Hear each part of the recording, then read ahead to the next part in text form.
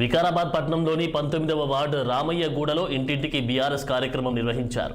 ఇందులో భాగంగా బీఆర్ఎస్ నాయకులు కార్యకర్తలు ఇంటింటికి తిరుగుతూ ప్రజల సమస్యలను అడిగి తెలుసుకుంటున్నారు. ఇక బీఆర్ఎస్ పాలనలో అమలైన అభివృద్ధి సంక్షేమ పథకాలను ప్రజలకు వివరించారు. కాంగ్రెస్ పార్టీ మోసపూరితమైన హామీలతో ప్రజలను మభ్యపెడుతుందని, ఎన్నికల సమయంలో ఇచ్చిన హామీలు అమలు చేయడంతో కాంగ్రెస్ విఫలమైందని పలువురు బీఆర్ఎస్ నేతలు ఆరోపించారు.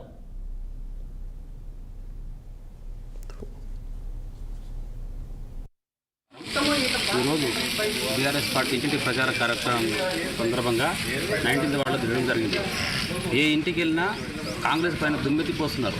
6 గ్యారెంటీలు అని చెప్పిండు, రైతు బంధు చెప్పిండు, రైతు బంధు ఇలాంటి వాళ్ళకు వస్తలేదు. కేసీఆర్ 10,000 ఇస్తే నేను 15 ఇస్తున్నాడు, 12 ఒకటే పారేసిండు, 3 సార్లు ఎగ్గొట్టిండు. అదేవిధంగా ఇంట్లో ఉన్న ప్రతి ఆడపిల్లకు 2,500 ఇస్తా అని చెప్పిండు.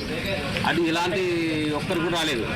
ఈసారి ఖచ్చితంగా కార్గుర్తు చేసి అందరూ బీఆర్ఎస్ పార్టీని గెలుపుతామని వాగ్దానం చేస్తున్నారు. ఈ వికారాబాద్ మున్సిపాలిటీ ప్రజలందరికీ సంక్రాంతి శుభాకాంక్షలు తెలియజేస్తూ ఈరోజు బీఆర్ఎస్ ఇంటింటికి బీఆర్ఎస్ అనే కార్యక్రమంలో భాగంగా మరి నిన్నటి నుంచి మేము ప్రారంభించడం జరిగింది.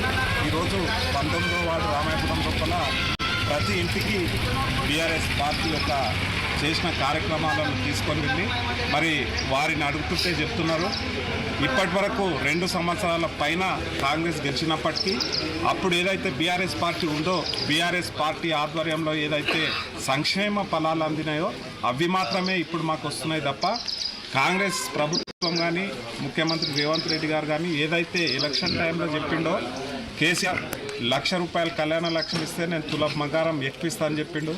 పెన్షన్ 2,000 ఉన్నది 4,000 చేస్తాడు, లేకపోతే హ్యాండ్ క్యాప్టర్లకు 4,000 ఉన్నది 6,000 చేస్తాను. అంటే ఈ విధంగా కేసీఆర్ ఇచ్చిన దానికంటే ఎక్కువ ఇస్తాను, నేను నన్ను గెలిపించండి, ముఖ్యమంత్రిని చేయండి అని కాంగ్రెస్ ప్రభుత్వాన్ని అధికారంలో తీసుకురండి అని చెప్పిన రేవంత్ రెడ్డి గారు ఈరోజు తను ఏదైతే ఇచ్చిండో హామీలు ఒక్క హామీని కూడా అమలు చేయక మరి ప్రజల స్పందన చూస్తుంటే రాబోయే మున్సిపల్ ఎలక్షన్లో బీఆర్ఎస్ పార్టీకి పట్టం కట్టి వికారాబాద్ మున్సిపాలిటీ లోపల బీఆర్ఎస్ పార్టీ జెండా ఎగరవేసే విధంగా వాళ్ళ యొక్క స్పందన ఉంది. కాబట్టి ముఖ్యంగా వికారాబాద్ ప్రజలందరూ